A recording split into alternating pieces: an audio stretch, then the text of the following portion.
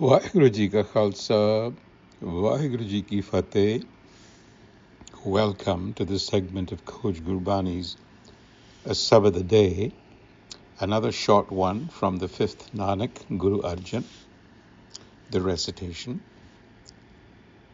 Sorat Mahalla Panjama, जी जंत सब्बे वस कर दीने, सेवक सब्बे दरबारे, अंगीकार कियो प्रभ अपने, पवनिद पार उतारे। संतन के कारज सगल सवारे, दीन दयाल कृपाल कृपानिध, पूरन खसम हमारे। रहाओ आओ बैठ आदर सब थाई, ऊन न कतहूँ बाता, भगत सिर पाओ दियो जन अपने, प्रताप नानक प्रभ जाता। आओ बैठ आदर सब थाई, ऊन न कतहूँ बाता, भगत सिर पाओ दियो जन अपने, प्रताप नानक प्रभ जाता. We continue with the theme of grace. Here in the opening verse, the Guru says, Ji Jant Sabh Vas Kar Dine. The literal translation would be, all beings and creatures abide, that is to say, move, in the divine will. Vas Kar Dine, under its control. And all beings and creatures, the word is Ji Jant. Jant is an instrument. So we are all instruments working within a divine will or order, if you will. And all stand as subjects in the divine court. Sevak sabbe darbare. Darbar is a court. The reference here is to this cosmic stage, a metaphor for the universe. Angikar kiyo prabh apne. And this divine self embraces its creation. Angikar kiyo. Bhavanid par utare, and it is the one that ferries its own creation across. So the idea is that life is really not random or mechanical. The Guru here speaks about an inherent order. Ji Jant Sabh Vas Kar Dine, a control that exists. In Gurbani, we call it hukam. So hukam holds everything. Ji Jant Sabh Vas Kar Dine. And within that hukam, each life moves as a participant on the cosmic stage. Sevak Sab Darbare. So what that implies is that we are not isolated or self-contained, but rather we are accountable contributors to a larger imperative. There is a larger imperative out there which we call hukam. It is the organizing field, if you want to think of it that way. And it carries within its force, its organizing ability, the sabad, the word, which creates us. So life is given to us as a gift. It is not self-engineered. And it is this force, this hukam, through its sabad, that will ultimately free us. Pavanid par utare.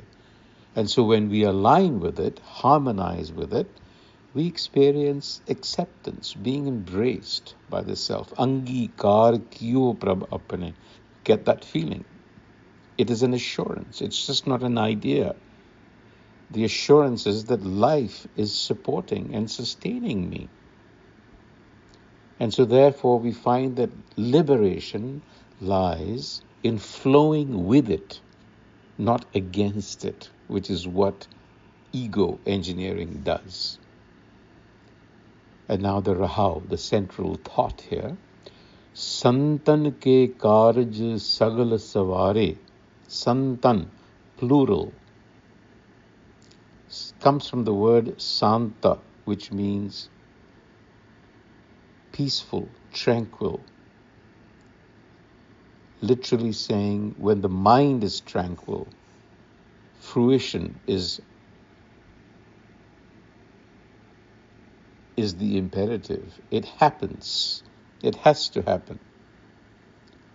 So here, literally though, it is translated as the works of the devotees are all brought to fruition. Sagal Savari. Generous to the fallen, Dine Dayal is the merciful one, Kripal. It is the treasure of grace, Kripanid, and our perfect husband, master, Puran Khasam Hamare. So there is a symbiotic relationship between human effort and the larger order in which it is placed. Human effort ripens only through the self. Santan ke karaj sagal savare.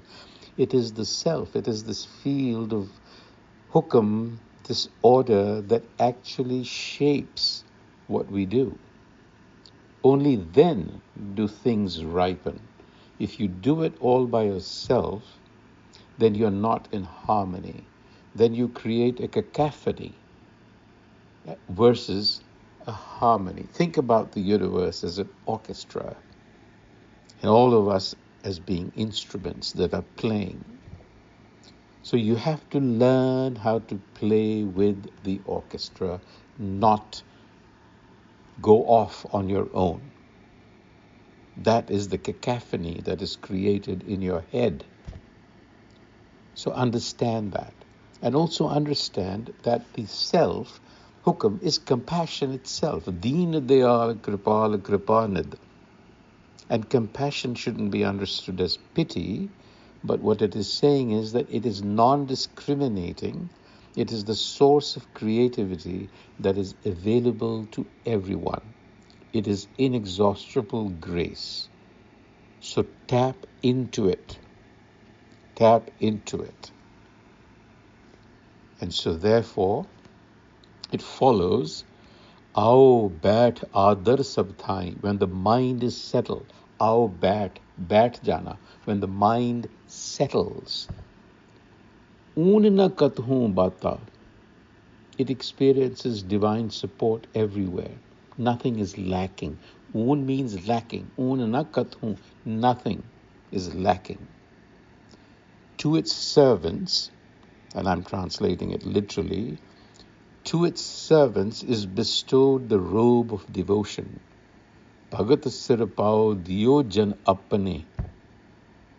And when that is given, the robe of wisdom, the self is discerned. Pratap nanak prabhajata.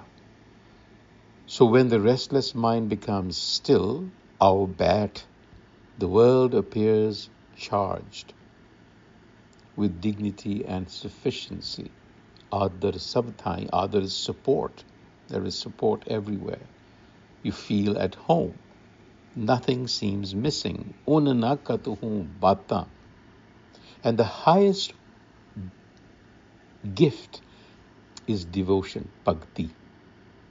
To do everything with devotion, with bhakti. And it should be worn like a robe. It's the grace of wisdom. Bhagat sirpao diyo jan apane. Sirpao from head to foot, like a robe. And in that state of mind, Nanak, the fifth, reminds us, recognition of harmony, of the self, of hukam, is no longer an idea. It becomes a lived experience. It's radiant, unmistakable, and deeply, deeply personal. So tap into that creative force. Vaheguru Ji ka Khalsa, Vaheguru Ji ki Fateh.